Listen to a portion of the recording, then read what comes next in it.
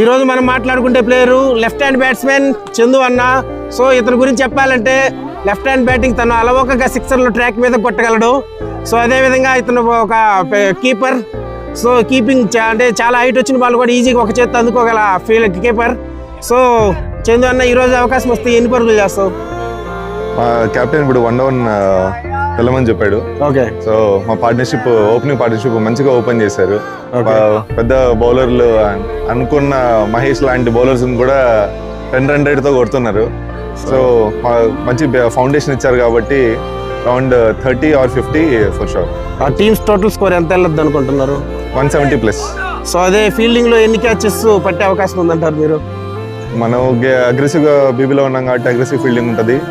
And ఆ match లో ఉంటాం ఫస్ట్ బాల్ నుంచి 19.5 వరకు కాబట్టి. సో అరౌండ్ నా ప్రతి వచ్చిన క్యాచెస్ అన్ని క్యారీ చేస్తాం ఫర్ షూర్. అరౌండ్ వచ్చేలాగా 3 to 4 catches for sure. Okay, all the best అన్న. Thank you. First down batting కనుక చాలా ఆనందంగా బ్యాటింగ్కి వెళ్ళాడు. బాగుందని డిఫెన్స్ అయిపోయి ఫస్ట్ బాల్కి అవన్నీ తిరిగి రావడం చాలా బాధాకరం.